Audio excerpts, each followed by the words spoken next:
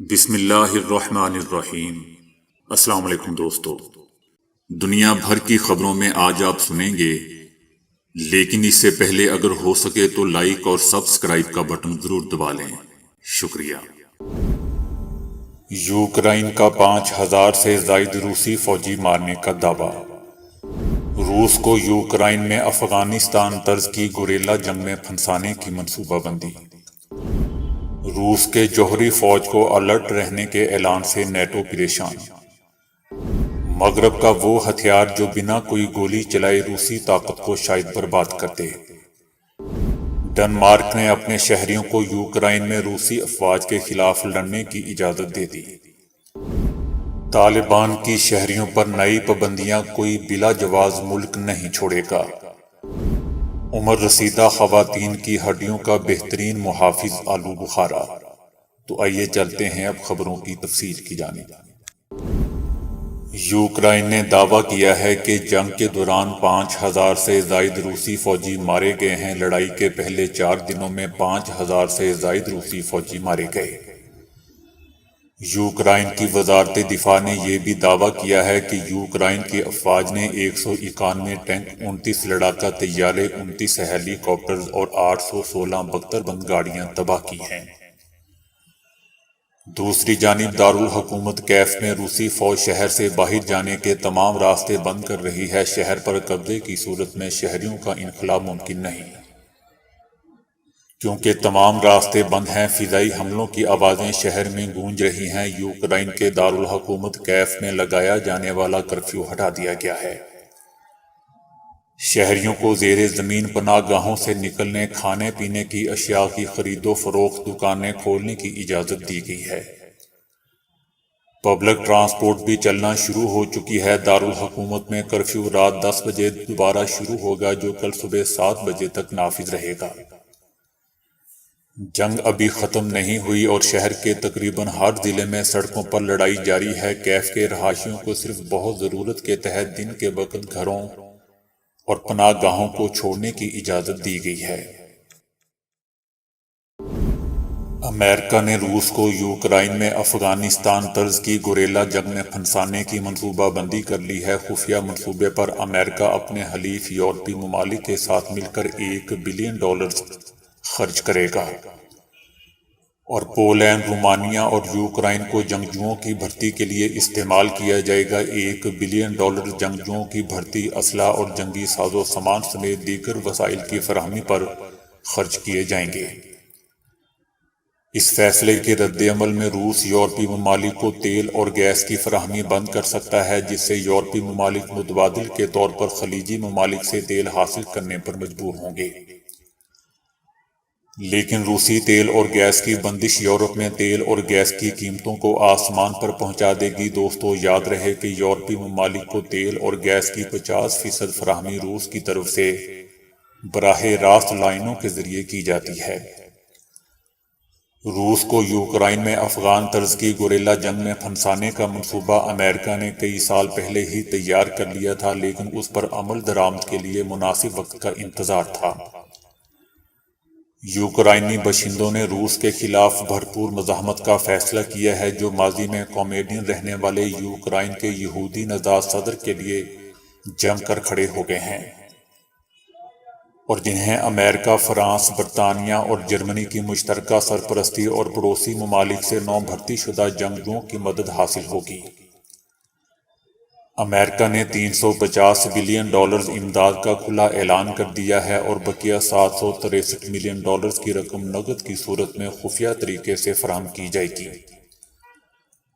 روس کے خلاف گوریلا جنگ پر مجموعی طور پر $4 بلین کا تخمینہ لگایا گیا ہے۔ دوسری جانب یوٹیوب سمیت متعدد امریکی اور یورپی چینلز نے روسی مصنوعات اور کمپنیوں کے اشتہارات بند کرنا شروع کر دیے ہیں، جس کا مقصد روس کو اقتصادی طور پر مفلوج کرنا ہے۔ روس نے بھی ابھی صرف اپنے چھاتہ بردار اور میرین فوج ہی اتاری ہے، جبکہ ریگولر آرمی ابھی پیچھے ہے، جس کے بعد خدشہ ہے کہ یوکرائن کے شہروں میں مزاحمتی گوریلا جنگ چھڑ جائے گی، جس کی زد میں عام شہری بھی آئیں گے، جس کے نتیجے میں ہزاروں اموات ہو سکتی ہیں۔ روس کی جانب سے اپنی جوہری فوج کو خصوصی الرٹ پر رکھے جانے کے اعلان نے جہاں اس بات کا اشارہ دیا ہے کہ صدر پیوٹن روس کے خلاف مغربی اتحادیوں کی پابندیوں پر طیش میں ہیں، وہاں نیٹو اتحاد کو بھی فکر میں مبتلا کر دیا ہے۔ یہ صدر پیوٹن کا وہ حربہ ہے جس سے نیٹو کے منصوبہ ساز خوف محسوس کرتے ہیں، اور اسی لیے نیٹو بارہا کہہ چکا ہے کہ وہ یوکرائن کی مدد کے لیے اپنی فوجیں نہیں بھیجے گا۔ ممکن ہے کہ بیلاروس میں ہونے والے امن مذاکرات میں کوئی ایسا معاہدہ طے پا جائے جو کیف اور روس دونوں کے لیے فائدہ مند ثابت ہو۔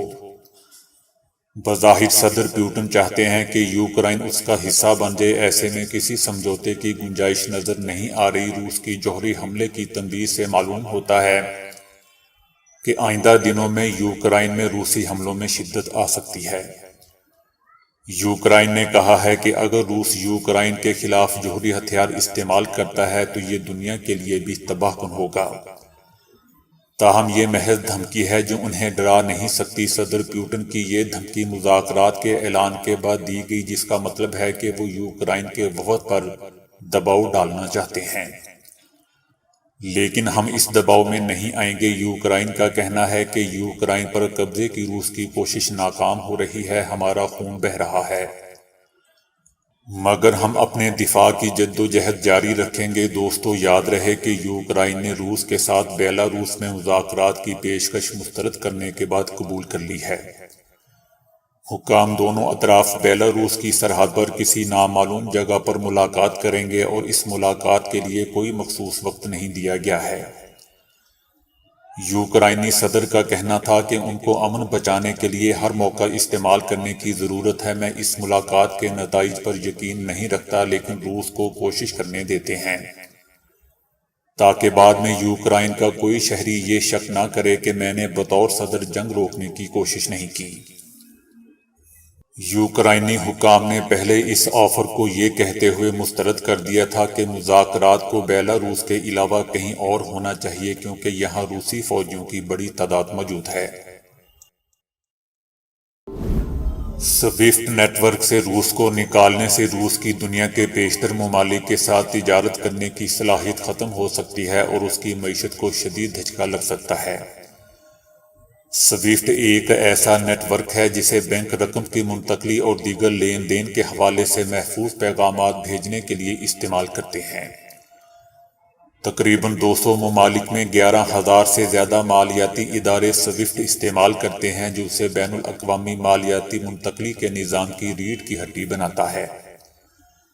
کلائنٹس جب کوئی ٹرانزیکشن کرتے ہیں تو یہ انہیں بینکوں سے جوڑتا ہے۔ اگر دو ادارے آپس میں پارٹنرز نہیں تو سوئفٹ ثالثی ادارہ بن کر ان دونوں کے درمیان رابطہ کراتا ہے۔ روس میں امریکہ کے بعد دوسرے نمبر پر سب سے زیادہ صارفین ہیں، تقریباً 300 روسی مالیاتی ادارے اس نظام سے وابستہ ہیں۔ روس کے آدھے سے زیادہ مالیاتی ادارے سوئفٹ کے رکن ہیں۔ روس میں سوئفٹ کے حوالے سے پابندی لگانا روس کے لیے ایک سنگین دھچکا ہوگا۔ اگر روس کا سوئفٹ سے رابطہ منقطع ہو جاتا ہے تو یورپی ممالک عام اشیاء، تیل، گیس، دھاتیں اور دیگر اہم اجزاء روس سے حاصل نہیں کر پائیں گے۔ روس جیسی بڑی معیشت جو تیل اور گیس کا ایک اہم برآمد کنندہ ہے کو چھوڑنے سے دیگر ممالک کو بھی اہم نتائج کا سامنا کرنا پڑ سکتا ہے۔ یورپی یونین کے کچھ ممالک کے لیے یہ پابندی حساس ہے کیونکہ اس کا یورپی یونین پر بہت زیادہ اثر پڑے گا۔ عملی طور پر یہ ایک حقیقی درد سر ہوگا۔ اس طرح کی پابندی روس کو چائنا یا دیگر ممالک کے ساتھ مالیاتی نظام پر ممکنہ طور پر امریکی غلبہ کو کم کرنے کے ساتھ ساتھ متبادل نظام کی ترقی کو تیز کرنے کی ترغیب دے سکتی ہے۔ اس لیے مغرب اگر یہ ہتھیار استعمال کرے گا تو روس کے ساتھ ساتھ خود بھی برباد ہو جائے گا۔ ڈنمارک کی وزیر اعظم نے اپنے شہریوں کو یوکرائن میں روسی افواج کے خلاف لڑنے کے لیے بننے والی بین الاقوامی بریگیڈ میں شامل ہونے کی اجازت دے دی ہے۔ وزیر اعظم کا کہنا تھا کہ ڈنمارک کے شہری روس سے لڑنے کے لیے عالمی بریگیڈ کا حصہ بن سکتے ہیں۔ انہوں نے کہا کہ یہ آزادی کا معاملہ ہے، کوئی بھی اپنی پسند سے فیصلہ کر سکتا ہے۔ وزیر اعظم کا مزید کہنا تھا کہ یہ آزادی ڈنمارک میں رہنے والے تمام یوکرائنی شہریوں کے ساتھ ساتھ ایسے غیر یوکرائنی باشندوں کے لیے بھی ہے جو روس کے خلاف جنگ میں براہ راست حصہ لینا چاہتے ہیں۔ دوسری طرف یوکرائن کے صدر کا کہنا ہے کہ یوکرائن کے لیے آئندہ 24 گھنٹے اہم ہے۔ آنے والے 24 گھنٹے روسی جارحیت کا شکار ہونے والے یوکرائن کے لیے اہم ہیں۔ یوکرائنی صدر نے کہا کہ ملک کے مختلف علاقوں میں یوکرائنی اور روسی فوجیوں کے درمیان لڑائی جاری ہے۔ طالبان نے شہریوں میں نئی پابندیاں عائد کرتے ہوئے انہیں ملک چھوڑنے سے روک دیا ہے۔ طالبان نے نئی سفری پابندیوں کا اعلان کرتے ہوئے کہا کہ ان افراد کو روکا جا رہا ہے جن کے پاس ملک چھوڑنے کا کوئی جواز نہیں ہے۔ انفرادی طور پر جانے والے افراد یا خاندانوں کو ملک چھوڑنے کا جواز بتانا پڑے گا، ورنہ امیگریشن کے افسران انہیں ایئرپورٹ پر ہی روک دیں گے۔ افغان خواتین بھی کسی مرد رشتہ دار کے بغیر بیرون ملک سفر نہیں کر سکیں گی۔ شریعت اسلام کا قانون بھی یہی کہتا ہے۔ ان نئی سفری پابندیوں کے بعد سے امریکی فوج یا مغربی تنظیموں کے ساتھ کام کرنے والے ہزاروں افغان شہریوں کا مستقبل بے یقینی کا شکار ہو چکا ہے، جنہیں کسی دوسرے ملک میں پناہ لینے کی امید تھی۔ ابھی بھی ہزاروں کی تعداد میں افغان شہری ملک سے فرار کے موقع کی تلاش میں ہے، جو ماضی میں کسی نہ کسی طرح غیر ملکی ادارے کے ساتھ وابستہ رہ چکے ہیں۔ طالبان نے کہا ہے کہ لوگوں کی حفاظت کرنا حکومت کی ذمہ داری ہے اور سفری پابندیاں تب تک عائد رہیں گی جب تک یقین دہانی نہ کروائی جائے کہ بیرون ملک جانے والے افغانوں کی زندگیوں کو خطرہ نہیں ہوگا۔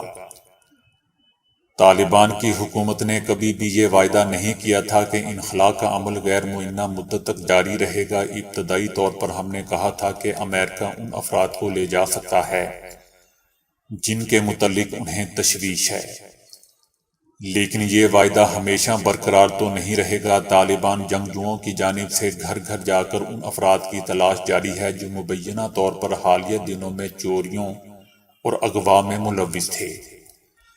طالبان کے اس آپریشن سے شہریوں میں خوف و ہراس پیدا ہو گیا ہے، بالخصوص وہ شہری جو امریکی یا دیگر غیر ملکی افواج کے ساتھ کام کر چکے تھے۔ طالبان کا کہنا ہے کہ ہم کابل کے رہائشیوں کو یقین دلانا چاہتے ہیں کہ یہ آپریشن عام لوگوں کے خلاف نہیں ہے۔ دنیا بھر میں اگنے والا پھل آلو بخارا خشک ہونے پر ہڈیوں کے لیے بہت مفید ثابت ہوتا ہے۔ اگر عمر رسیدہ خواتین اسے معمول میں شامل رکھیں تو ان کی ہڈیوں کی بون ڈینسٹی برقرار رہتی ہے۔ دنیا بھر کی طرح پاکستانی خواتین ہڈیوں کی کمزوری اور تکلیف کی شکار ہیں۔ اسے طبی فوائد کے لیے ضرور کھایا جا سکتا ہے۔ سائنسدانوں کی کھوج بتاتی ہے کہ بالخصوص 40 برس سے زائد عمر کی خواتین آلو بخارے کی 50 سے 100 گرام مقدار کھائیں تو اس سے ہڈیوں کا بھرپراپن کم ہو سکتا ہے۔ ماہرین کا مشورہ ہے کہ روزانہ 10 آلو بخارے مسلسل 1 سال تک کھائیں تو اس سے خاطر خواہ فوائد حاصل ہونے لگتے ہیں، جبکہ 6 ماہ تک یہ معمول رکھیں تو اس سے ہڈیاں نرم پڑنے کا سلسلہ رک جاتا ہے۔ ڈاکٹرز کے مطابق بالخصوص 50 سال سے زائد عمر کی خواتین میں اس کے واضح فوائد دیکھے گئے ہیں۔ خواتین کی نرم اور بھرپری ہڈیوں کا نتیجہ آخر کار جوڑوں کے درینہ درد کی صورت میں نکلتا ہے۔ ہڈیاں نازک ہونے لگتی ہیں اور بار بار فریکچر کا سامنا بھی کرنا پڑتا ہے۔ پوری دنیا میں 20 کروڑ سے زائد خواتین اس کی شکار ہیں۔ اگرچہ سبزیوں اور پھلوں کے استعمال سے کچھ فوائد ملتے ہیں، لیکن آلو بخارا شامل کر کے ہڈیوں کو زیادہ تندرست رکھا جا سکتا ہے۔ ذیابیطس یا شوگر کے کنارے یا نزدیک پہنچنے والے افراد پری ڈائبٹیز کہلاتے ہیں۔ ان کی اکثریت میں ٹائپ 2 شوگر میں مبتلا ہونے کا خطرہ بڑھ جاتا ہے، اور اس کیفیت کے شکار افراد کی اکثریت شوگر کی مریض بن جاتی ہے۔ اس ضمن میں 900 افراد کا 25 سال تک مطالعہ کیا گیا ہے۔ ماہرین نے شوگر سے پہلے کی کیفیت کو بہت ہی باریک بینی یعنی گلوکوز کی مقدار، جگر کی چکنائی، جسمانی چکنائی کی تقسیم اور جینیاتی خطرات کی بنا پر دیکھا ہے۔ سائنسدانوں کے مطابق 6 ذیلی اقسام میں ٹائپ 2 شوگر کا خطرہ مختلف ہوتا ہے، اور اس سے ڈاکٹروں کو قدرے مؤثر علاج میں بھی مدد مل سکے گی۔ جرمن سینٹر برائے شوگر ریسرچ کے پروفیسر ہانس کہتے ہیں کہ ہماری تحقیق سے پہلے یہ بتانا مشکل تھا کہ پری ڈائبٹیز کے کون سے افراد آگے چل کر ٹائپ 2 شوگر میں مبتلا ہو سکتے ہیں، کن کے گردے متاثر ہوں گے یا کون ایسے ہیں جنہیں زیادہ فرق نہیں پڑے گا۔ اب اس تحقیق سے شوگر جیسے مرض کو بہتر طور پر قابو کرنے میں مدد مل سکے گی۔ سوشل میڈیا صارفین کی جانب سے ایک چینی کمپنی کو شدید تنقید کا سامنا ہے کیونکہ اس نے دفتری اوقات میں دوسری بار ٹوائلٹ جانے والے ملازمین پر جرمانے کرنا شروع کر دیے ہیں۔ سائنس اینڈ ٹیکنالوجی نامی اس چینی کمپنی نے ایک نوٹس کے ذریعے اپنے ملازمین کو آگاہ کیا ہے کہ وہ دفتر میں کام کے دوران صرف ایک بار ہی ٹوائلٹ جا سکتے ہیں، اور اگر کوئی ملازم ایک دن میں دوسری بار ٹوائلٹ جائے گا تو اسے 20 یوان تقریباً 500 پاکستانی روپے جرمانہ ادا کرنا ہوگا۔ اس کمپنی کو شدید تنقید کا سامنا کرنا پڑ رہا ہے۔ اس کے جواب میں کمپنی کا کہنا ہے کہ سست اور کاہل ملازمین اکثر اوقات کام سے بچنے کے لیے بار بار ٹوائلٹ میں جا کر مزے سے بیٹھے رہتے ہیں، جس کی وجہ سے کام کا حرج ہوتا ہے۔ کمپنی نے یہ بھی وضاحت کی کہ جرمانے کی رقم ملازمین کی تنخواہ میں سے نہیں کاٹی جا رہی بلکہ سالانہ اور شش ماہی بونس میں سے کٹوتی کر کے وصول کی جا رہی ہے۔ یہ موقف سامنے آنے کے بعد کئی سوشل میڈیا صارفین نے کمپنی کی حمایت بھی کی ہے اور کہا ہے کہ نکمے اور کام چور ملازمین نے کمپنی کو یہ انتہائی قدم اٹھانے پر مجبور کیا۔ تاہم بہت سے لوگوں کو اس رائے سے اتفاق بھی نہیں ہے۔ ان کا کہنا ہے کہ ہر ملازم کو کاہل اور کام چور سمجھنا بالکل بھی درست نہیں ہے، کیونکہ مختلف بیماریوں بالخصوص شوگر کی وجہ سے بار بار ٹوائلٹ جانے کی فوری ضرورت پڑتی ہے۔ وبائی امراض سے متعلق ایک بین الاقوامی ادارے نے کہا ہے کہ ٹیکنالوجی میں انقلاب کی مدد سے سائنسدانوں نے کورونا کی ویکسین کے عمل کو مزید تیز کرنا چاہیے تاکہ اگلی وبا کے آنے تک ہم 100 روز میں ویکسین تیار کرنے کے قابل ہو سکیں۔ اگلی وبا کورونا کی وبا سے بھی بدتر ہو سکتی ہے۔ اب تک کورونا سے 25 لاکھ افراد ہلاک ہوئے ہیں، لیکن اگلی مرتبہ ہم اتنے خوش قسمت نہیں ہو سکتے۔ انہوں نے کہا کہ کورونا کی وبا 21ویں صدی کی پہلی وبا نہیں۔ اگر ہم نے ابھی عمل نہیں کیا تو ہمیں اس بات کا یقین کر لینا چاہیے کہ یہ آخری وبا نہیں ہوگی۔ انہوں نے کہا کہ حکومتوں، بین الاقوامی صحت کے اداروں اور دیگر شراکت داروں کو عالمی سطح پر صحت کی حفاظت کے لیے ہنگامی بنیادوں پر سرمایہ کاری کرنی چاہیے۔ نماز پڑھنے کے لیے دن میں 5 وقت مسجد جانا ہمیں دشوار لگ رہا ہوتا ہے، اور کچھ لوگ تو ایسے بھی ہوتے ہیں جو گھر میں رہ کر بھی نماز نہیں پڑھتے۔